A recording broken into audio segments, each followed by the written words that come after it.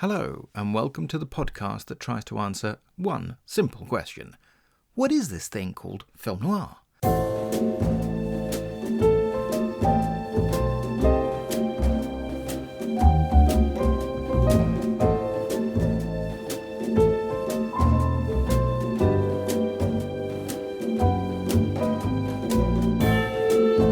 I'm your host, Sergio Angelini, and welcome to Tipping My Fedora, where we discuss movies, books, TV, radio, and much more besides, all from the darker side of the street. And welcome back to part 2 of our exploration of the Death Wish trilogy, that is to say the first 3 films in the series directed by Michael Winner and starring Charles Bronson, which also look at the state of America in the 1970s and early 80s, about vigilantism, about taking personal responsibility, and about exploitation cinema. Simon Brown and I explore those 2 sequels, what they added and detracted from the original film, and how all 3 truly stack up today. Please note, there are massive spoilers for the ending of all 3 films. Let's just quickly say, what's the storyline of the second one? How does it? What's its premise this time? Well, he's in LA. Well, first of all, how much time has passed? It's about 8 years later? Yeah, so the film is 81. So 7 years later. 7 years later. He's in LA. His daughter's still catatonic, more or less, give or take. No, it's slightly better, but mostly catatonic. His wallet gets stolen by a bunch of thugs at some sort of theme park where he's out with presumably Jill Ireland. Yes, yeah. Mrs. Bronson. Mrs. Bronson and his daughter, who's kind of on day release. And his wallet gets stolen, and they find out where he lives. And they go, these 5 thugs go back, and they sexually assault and kill the maid. No, they don't kill the maid. They sexually assault her. I'm sorry. It's been a while since I've seen this one. Anyway, more or less the same setup. I can tell you're a big fan of the sequel. The difference here is that because they stole his wallet, he's seen them all. So it's basically set up 10 minutes, presumably like 15 or 17 minutes if you watch the uncut version. And then, he dons a black beanie cap and a leather jacket, rents a grotty hotel downtown, and just wanders around and looks for these guys and kills them. And once he's killed them all, it's the end of the film. It happened once before. Some muggers followed my wife and daughter home from the market. It's about to happen again. Death Wish 2. He's doing it for you. So it's a revenge film in the way that the first film isn't. That's the first thing. And it's perfunctory. It's incredibly perfunctory, I think, as a piece of storytelling. The setup is far more unpleasant than it remotely needs to be. The daughter throws herself out of a window onto some iron railings. Ew. And he just goes out, finds them, kills them one by one. The end. The cop comes back from the first film. He gets shot. So all that moral ambiguity goes out the window. They're cop killers now too. Right. And that's it. He just boom, boom, boom, boom, dead, dead, dead, dead, dead. End of film. And it just strips away all of anything that made the first film interesting. Not only that, but, even if there is such a thing, obviously, as LA Noir. We know that there is such a thing as LA Noir. But the shooting of LA in the film compared to the shooting of New York in the first film, it's a very different style. It's much brighter and flatter and de-stylized. It's basically, it's too early to associate it, but it's like watching a kind of walkthrough of a video game where somebody just wanders around somewhere and shoots people. So it's a shoot-'em-up video game. Well, yeah, but more importantly, it's a it's watching somebody else play a shoot 'em up video game who's very good at it. So there's no tension. It's really flat. Big difference, and we should shift very quickly beyond Death Wish 2, I think. Although, can I mention Jill Ireland? Yes. Now, my recollection, because I have seen it probably less recently than you have, my recollection is that she becomes aware of what he's been out doing and doesn't approve. She provides some kind of, shall we say, critique Is that fair? Yeah, it is. It is. Yeah, which I guess you could sort of see as a positive, but it's pretty thin. But it's just not a big deal. Bronson's the hero, and that's really it. Yeah, So- and as you say, as you mentioned this earlier, you alluded to this idea of westerns, right? Yes. And in the first film, there is a kind of hint of that. And it's certainly very much there in the book. There's a scene where he sits down, he's thinking about, what can he do? How can he solve this problem? He sits down and spends the afternoon watching a bunch of westerns. And that comes back at the end. He very much sees himself as this kind of Western idea. So there's a subtext of that in the first film, which makes it an American genre, aligned to an American genre. It's the point of the third film, and in the second film it's completely absent. So let's talk about the third one. Yeah. Which I remember when I saw the third one, and again it was one of those, thought, oh, this is actually a teensy-weensy bit more interesting than I thought it was going to be. Partly because one of the things that got talked about the film at the time was this unusual decision that by this point the Cannon group had taken over from the De Laurentiis group from making the films. De Laurentiis had a deal with Paramount and they made the first one together, but then I think De Laurentiis went through various sort of financial issues and sold the rights, and they ended up with Cannon. So Cannon did the second one, and the second one was way bigger hit than even they hoped it would be. So it did very well. So there was going to be a third one.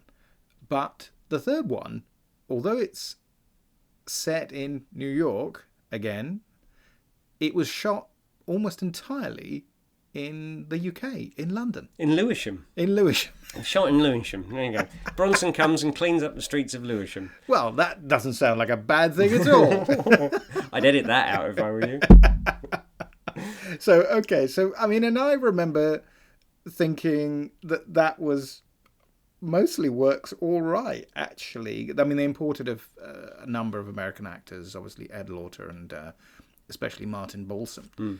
But, yeah, tell me a bit more about the third one, because the third one does take a different approach. Well, yeah, I mean, the third one, he arrives in New York to meet this war buddy who is in the process of getting beaten to death by a bunch of thugs who are extorting money. The set is amazing. It's a really lovely set, actually. It's like a T-junction section of New York City, and in it there is this one...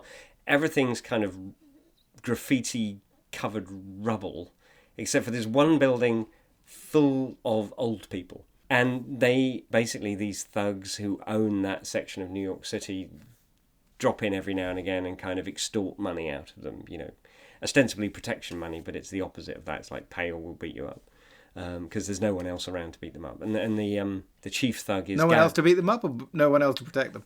They don't have to protect the old people from anyone. They're the things that they have to be protected from. And the lead thug is Governor Herlihy, who's obviously having a great time. And so Bronson turns up, walks in, his best friend kind of goes, "Take care of all my stuff," and then dies. And of course, what Bronson discovers much later is that all of his stuff consists of this large arsenal of heavy assault weapons. Of course. What's interesting is that the set is this it's this microcosm. There's another kind of perfunctory female character who lives uptown, a lawyer who he has a kind of fling with, but it's all set in this sort of square block. So it becomes like a western town, and he is Pale Rider. He's Clint Eastwood. He's it's more Alan Ladd Shane. Alan Ladd Shane. That's who I was going for. But he comes in and cleans up the town. The other thing about it is, of course, at the beginning of the film, because his friend has been killed, that death is being investigated by the police. They've noticed that they come in and they find Charles Bronson cradling his friend's body and immediately arrest him, and they know who he is. Ed Lawton knows exactly who he is. He knows he's the guy from the first film, and so puts him to work. Says, like, you go back, do your thing, clean up this area, get rid of all the scumbags, and we'll call it quits. Right. and report back to me, which of course is Charles Bronson, so he doesn't actually report back to him. Ed Lawton just kind of chases him around like a police puppy or something.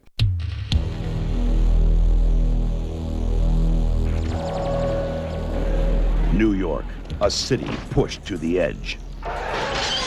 People pushed to the limit, and no one's got the guts to stop them. It's collection time, Charlie. 3 murders, 4 rapes, 9 acts of random violence.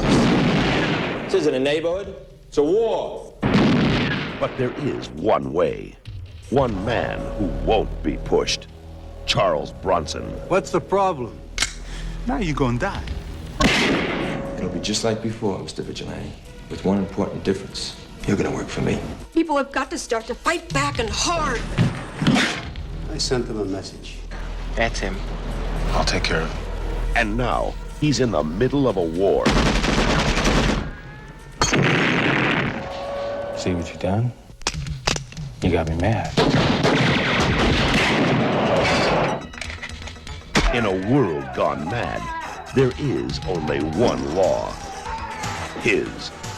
Charles Bronson, Death Wish 3.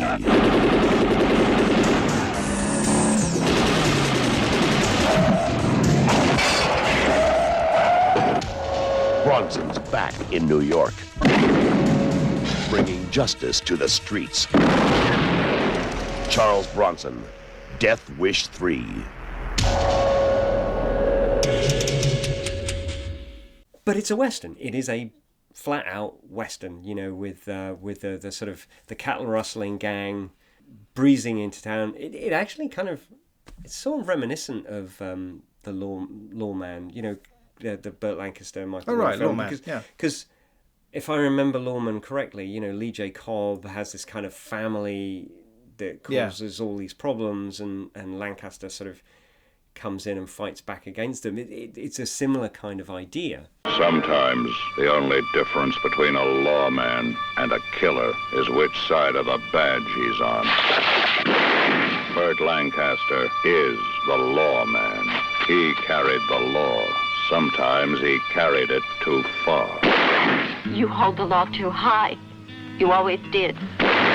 Without the rules, you're nothing. Are we going to stand around and wait while this killer shoots down whoever he wants in our town?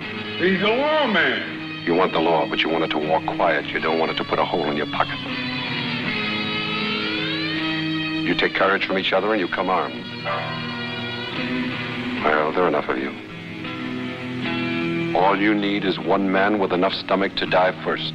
Do you know what they call you, Jared? The Widowmaker. And the people in these flats, they're elderly, they're veterans. Martin Balsam is like a Second World War veteran, I think. And obviously, Charles Bronson's friend who gets killed is would have been the Korean War. Yeah. There's a little Jewish couple who live there, and he sets up these kind of spring-loaded booby traps in their windows, so anyone tries to climb through, this huge plank of wood kind of breaks their nose and knocks all their teeth out. And it's sort of, it's got a kind of, it's not tongue-in-cheek, it's actually, it's low budget, so everything that Cannon did is kind of tongue-in-cheek because you can just see all the creaky seams.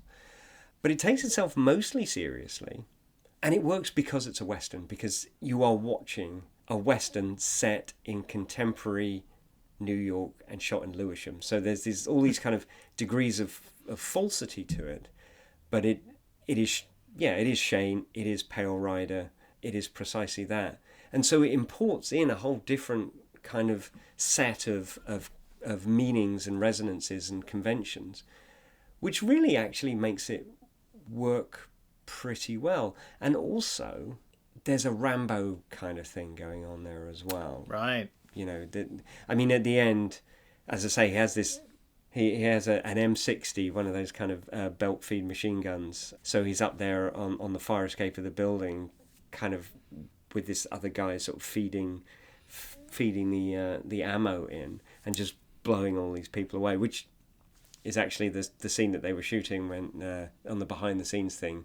Which, if nothing else, proves that Barry Norman had no love for Michael Winner at all. But then you also, at the end, the chief baddie, Gavin O'Herlihy, comes in, and he doesn't get shot. He gets hit by a rocket launcher at point blank range and vaporized. And you are supposed to go, woohoo! You're supposed to cheer. But of course, it's mid-1980s by this point. It's Reagan, it's gung-ho, it's, fight the bad guys. It's a very different set of criteria. The 70s, the 60s was this kind of, in America particularly, this horribly sort of polarized time. The 70s was equally polarized, but much more muddy. Watergate, the government was responsible, it's bad. Carter comes in, this is a good thing, but he's a bit feeble, or at least is perceived that way. Nobody really knows. It's a period of negotiating right and wrong. In the 60s, everyone was convinced they were right. Whatever side you're on. In the 70s, it's like nobody really knows what's right and wrong anymore. And then Reagan comes in and so says, hey, we're the best. Everything's right again. And the third film really kind of reflects that, I think. But it also reflects back on the first film and the resonance of it, the complexity of it. The other thing about the third film is it has no style. It's just very flatly shot. It's very flatly shot, very flatly lit. It's got nothing to do. We're talking about it because it's Death Wish 3. It's not a film noir at all. Whereas Death Wish, I think, just from those scenes in Central Park and the way that they're lit and that sort of depiction of the nighttime urban landscape very much kind of connects it to noir. Yeah, no, I mean, I think it's very true that in the end, I think we kind of think of it as it's the Death Wish trilogy, meaning the 3 films made by Michael Winner, and it's kind of like, for the sake of our own minds, we're just going to ignore all the others. Bronson did, in fact, make another 2 films as Paul Kersey. And then, of course, there was I suppose technically it's actually a remake of the first film with Bruce Willis, directed by Eli Roth. Yeah. I think that was a film that went through many iterations, but and didn't make much of a dent when it came out. I think there's something very specific about that film when it came out in 1974 that in its depiction of the urban milieu, the angst, just in terms of its timing, I think was very apropos. And yet at the same time, one would like to think that it maybe gave audiences a little bit of something to think about, precisely because he's at least presented in the first part of the film as someone who not only wouldn't normally take this reaction, but who in fact would do the opposite, who would want to do kind of what the son-in-law character would want to do, because the son-in-law sort of says, we should just go out and live in Connecticut or whatever. We should, get out of the big city because the big city has changed. And you get to that point halfway through the film where Bronson's character says, why should we allow ourselves to be pushed out? And in the book, of course, it's, I've been in New York all my life, I'm never going to leave. Whereas in the film, it's more about you're being pushed and surely you should try and push back. You owe yourself something rather than to just live in fear. And I suspect that that's what certainly the large audiences were to a large extent responding to, was this idea that you shouldn't live in fear. It's not how in the Death Wish is normally thought of. And certainly when you compare it with films that came before it, like Joe, which I know is a film you haven't seen, the John Avildsen film starring Peter Boyle, but which is also a film with a dark sense of humour, but which is very bleak. Ladies and gentlemen, we'd like you to meet Joe. This is what the American press say. The movie Joe must surely rank in impact with Bonnie and Clyde. Time magazine. Money don't mean nothing to them.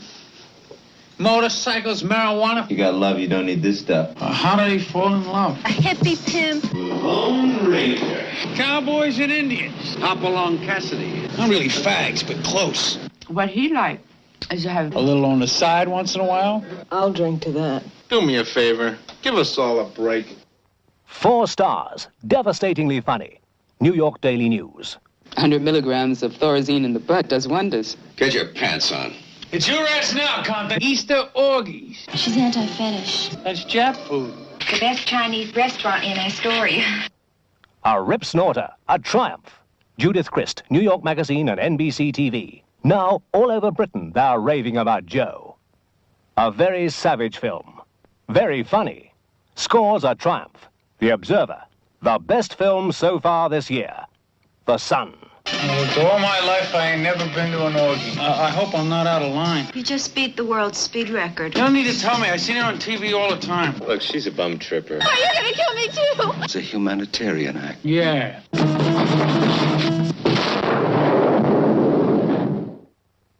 And there it's about hippies and communes. And they're the baddies. And it's the hippies who are seen as a criminal gang, rather than just flower power. No, these are people who are going to rip you off and so on. And ends with a particularly unpleasant, horrible, ironic finale. And then you get all these kind of revenge films, so that something like Taxi Driver doesn't, as it were, come out in isolation. You've also got things like Walking Tall and, films of that type. And like you say, but it continues because then the success of something like Rambo, which of course, when it gets quoted by Reagan, I think it sort of becomes associated with Republican right-wing politics in a really scary way. So of course, then in the second film, you get Rambo, actually winning the war in Vietnam. Yay, well done you. Which of course then drives Cannon to make all those Chuck Norris films in which you go back and relitigate the Vietnam War and maybe win it a bit this time. But I think, you're absolutely right. But Death Wish isn't saying that he's right. It is asking you to consider, it is presenting both sides and asking you to consider, I think the very fact, as you say, the ending, it's the shifty politicians.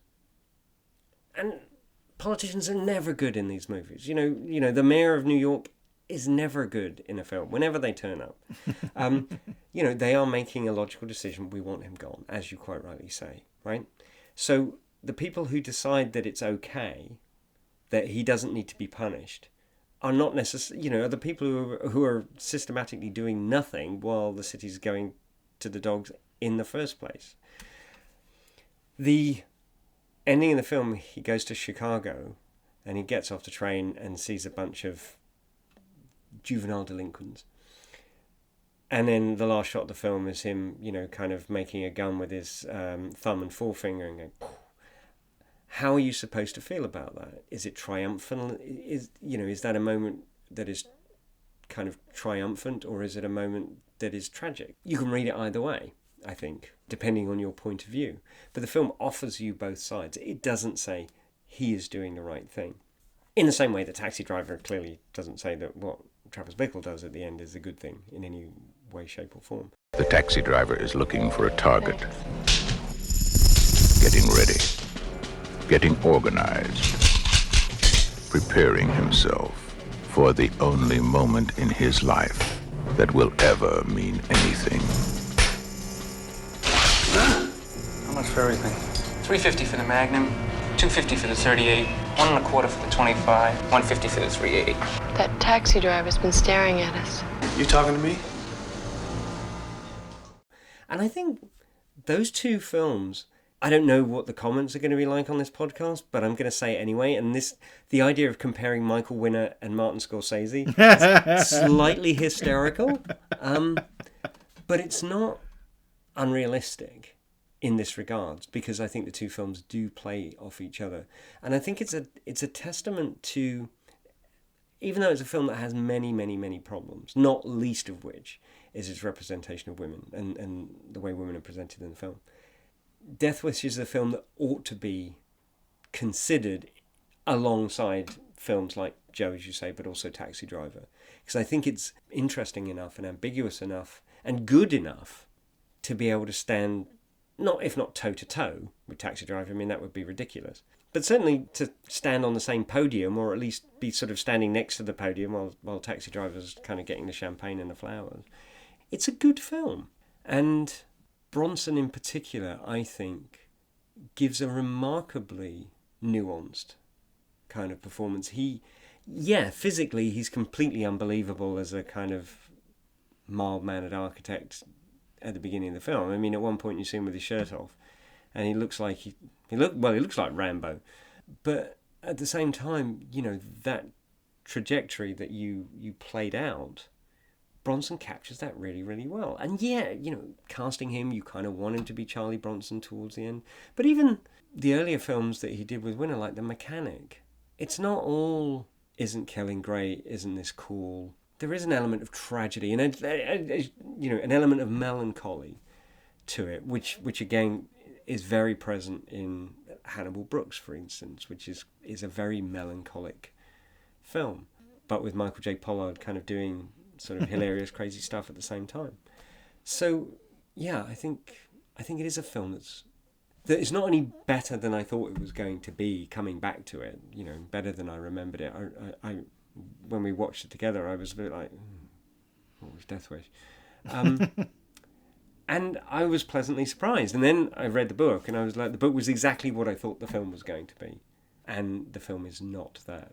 I think that's perfect, Simon. I think that wraps it up brilliantly. Thanks so much for sharing that on the podcast. You are welcome. And look forward to having you back in the future. Okay, I should be pleased not to talk about... Yeah, well, I'm happy to talk about more Michael Winner films if you want. Thanks, mate.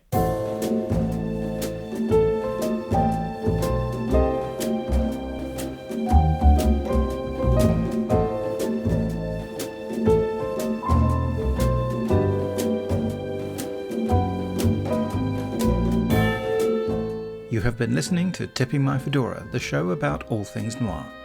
It is produced for Castiglione Publishing by me, Sergio Angelini, and our theme tune is by Petar Milinkovic, whose work is available through Tailkeeper Music. All audio clips are the copyright of their respective owners, and used under fair dealing and fair use exceptions solely for the purposes of criticism and review. Please subscribe to Tipping My Fedora wherever you get your podcast fix. And it would be great if you could leave ratings and reviews about the show at Apple Podcasts. Be seeing you.